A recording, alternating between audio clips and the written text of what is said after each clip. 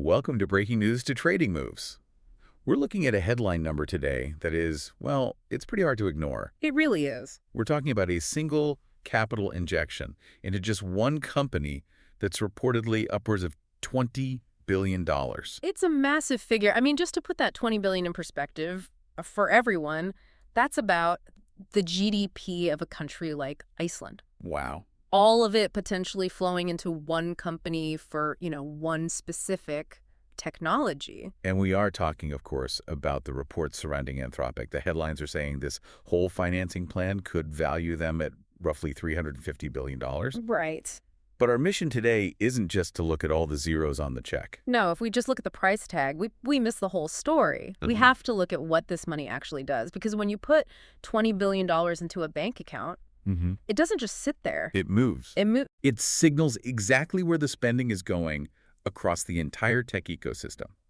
So today we're going to trace that money. We'll walk through the winners, the ones catching this cash, and then the losers, the companies that might face some headwinds because of this Capex cycle. Breaking news to trading moves, that's the goal. Okay, let's start with the news itself. Anthropic is finalizing this round.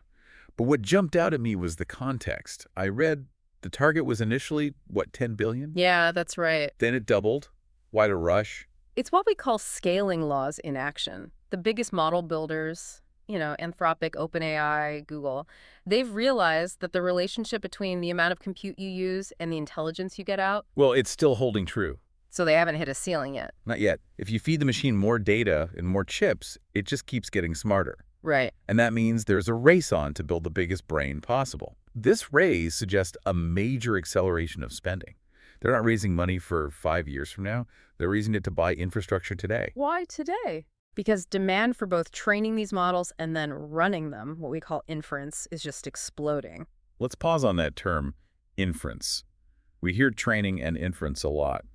Can you give us the simple version? Sure. Think of training as sending the AI to university.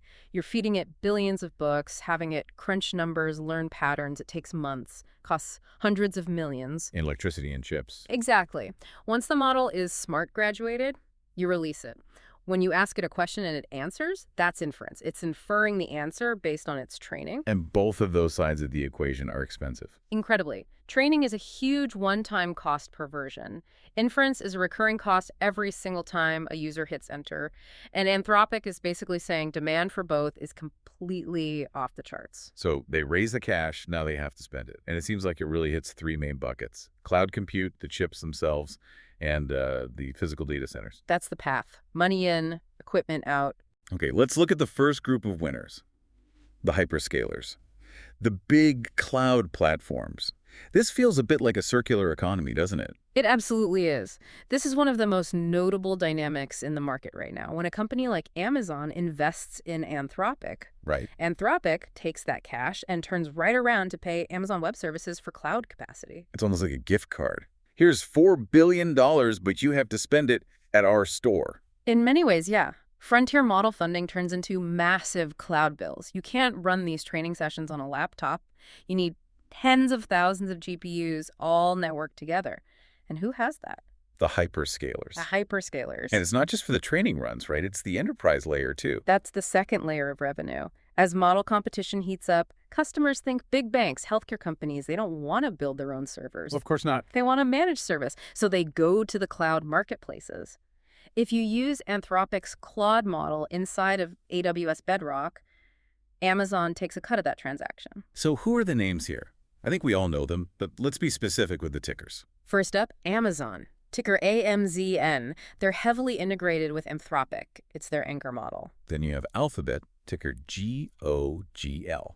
They're in a unique spot. They're both the investor and the model builder with Gemini, but they also provide infrastructure for others. And the third giant, Microsoft, MSFT. The primary backer of OpenAI, of course, but they function as the toll collector for the entire AI economy.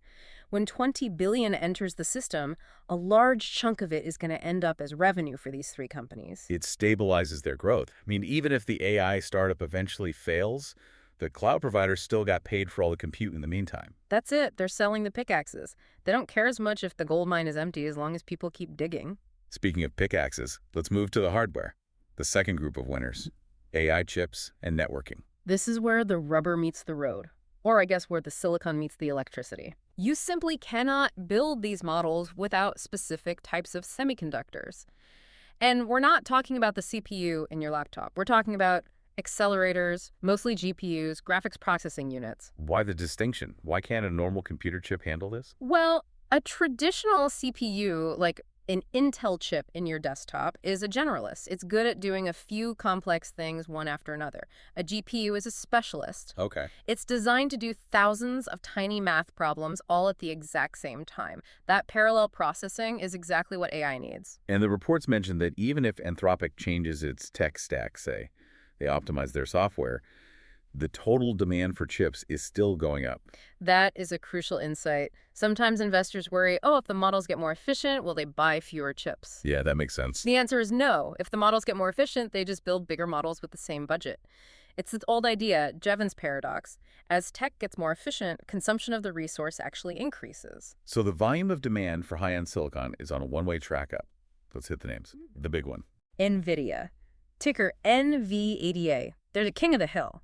And it's not just the chips, it's the software ecosystem, CUDA, that keeps everyone locked in. Then there's the challenger, Advanced Micro Devices, ticker AMD. They're the second source. Big tech companies, they don't like relying on a monopoly. They want AMD to succeed just to keep NVIDIA honest on pricing. So AMD is seeing demand spill over. Okay, and then a name that I think people sometimes overlook because it's not the brain chip, Broadcom, ticker AVGO. Why are they a winner here? Broadcom is the nervous system. You can't just buy 10,000 NVIDIA chips and stack them in a room. They have to talk to each other at light speed to act like one single supercomputer. The interconnects. If the data moves too slowly between the chips, the whole system bottlenecks. Broadcom provides that high-speed switching and custom silicon to connect all the clusters. So NVIDIA is the brain, Broadcom is the spine. That is a great way to visualize it. Let's move to the third category of winners. This is the stuff you can actually, kick. The physical world, Yeah. data center infrastructure, and the power chain. The unsexy back end. But this is becoming the biggest bottleneck. You can't just plug a modern AI rack into a wall socket. These new chip clusters are incredibly hot and incredibly power hungry. I've been reading about liquid cooling becoming mandatory. Is that what drives this? It is. The power density of these racks is skyrocketing. Air cooling, just blowing fans on servers, it's not enough anymore. You need specialized liquid cooling systems, and you need massive amounts of reliable electricity. So $20 billion flowing in, that implies a lot of physical construction. It creates a massive order backlog. Building a new data center takes years. If Anthropic and others are securing capital now, they're effectively pre-booking capacity for 2026, 2027. So who are the players capitalizing on this physical build-out? You have to look at power management first. Vertiv, ticker VRT. They've been on a tear because they specialize in thermal management, the cooling and power distribution inside the rack. Then we have Eaton, ticker ETN. A giant in electrical equipment. Transformers, switchgear. The grid inside a data center is as complex as a small city's power grid. Eaton builds that. And finally, the landlords. Digital Realty, ticker DLR. Right. They own the buildings. If Anthropic doesn't want to build its own facility from scratch, they lease space from a company like Digital Realty. It's basically real estate investment trust exposure to the AI theme. Okay, so those are the winners. The cash flows from investors to Anthropic, to the cloud, to the chip makers, to the folks building the walls and wires. But markets are zero-sum in some ways. Not everyone wins. Correct. A rising tide might lift all boats, but a storm can capsize the small ones. This level of capital concentration creates a very difficult environment for certain players. Let's talk about the losers. The first group you've identified are the smaller public AI software names. The challenge here is what I call the capital moat. 2 years ago, if you had $50 million, you were a serious AI player. Today, if you don't have $10 billion, you aren't building a frontier model, you're just a wrapper. A wrapper means you're just building a user interface on top of someone else's model, like a GPT-4 or a Claude. You don't own the intelligence, you just rent it. Which takes the oxygen out of the room for them. Exactly. It's mind share concentration. Enterprise customers look at Anthropic raising $20 billion and think, okay, that's a long-term winner, I'll partner with them. They look at a smaller player and worry they won't even exist in 3 years. And talent follows the money, too. Of course. The best engineers want to work where they have unlimited compute, So the rich get richer in terms of IQ points, too. So which names are facing the squeeze? C3.ai, ticker AI. They're a classic example of a standalone enterprise AI company. They have to prove they offer something the giants don't, which just gets harder every day. SoundHound AI, ticker SOUN. They focus on voice. But look at the latest updates from OpenAI or Google. Their voice capabilities are becoming native and incredibly good. SoundHound is competing against a feature that the giants are basically giving away for free. That's the Sherlock risk. When Apple, or in this case, OpenAI, build your entire business model as a free feature. Exactly. And the same goes for a company like BigBear.ai, ticker BDAI. It's just tough to compete for capital and attention when the headline numbers elsewhere are so astronomical. Next up in the losers column, legacy homework help and content sites. This one feels intuitive. I have a teenager, and the way they find information has completely changed. It's the zero marginal cost of answers. Historically, companies like Chegg or Coursera had a moat because they had a proprietary database of answers, of content. You had to pay a subscription to get to it. Now you just ask Claude or ChatGPT. And you get a personalized interactive tutor that explains the calculus problem to you instantly for free or for a low monthly fee that covers everything else too. So the value of static content just drops toward zero. It forces a complete business model reinvention. If an AI assistant is a better tutor than a textbook, why would you buy the textbook? These platforms are scrambling to integrate AI, but they are playing defense. And the company's in this danger zone. Chegg, ticker CHGG. They've publicly admitted that ChatGPT is hurting their subscriber growth. They are directly in the crosshairs. And Coursera, ticker COUR. A bit more resilience there because they offer certificates and degrees, but the core mechanism of watching videos to learn is being disrupted by interacting with an AI to learn. The final group of potential losers is in the hardware space, but it's the legacy side. CPU-centric legacy chip exposure. This comes down to the boring reality of corporate budgeting. IT budgets are not infinite. A CIO gets a bucket of money for the year. And right now, the CEO is screaming, "We need AI." Exactly. So the CIO looks at the budget. They have to buy GPUs to run AI. That money has to come from somewhere. So where do they cut? The normal server refresh cycle. They cut the refresh cycle for the standard servers. Instead of replacing old employee laptops and backend servers every 3 years, maybe they stretch it to 4 or 5. You rob Peter to pay Paul. Precisely. And Peter, in this case, is the traditional CPU market.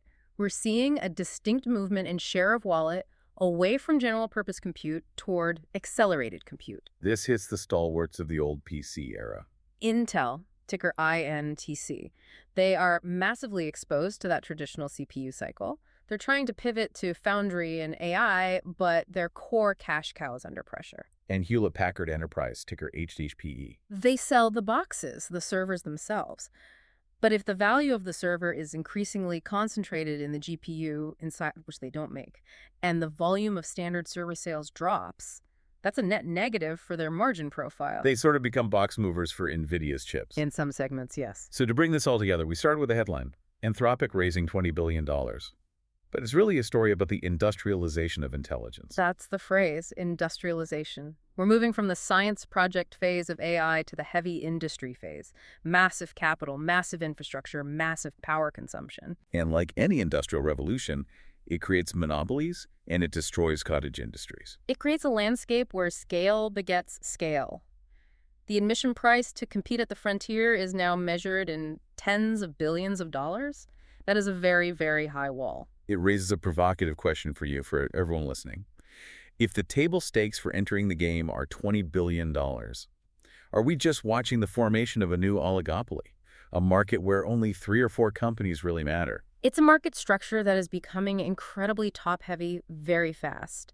You know, innovation usually comes from the garage, but you can't fit a nuclear reactor in a garage. And that's effectively what these AI models are becoming. That is something to think about as you watch these tickers.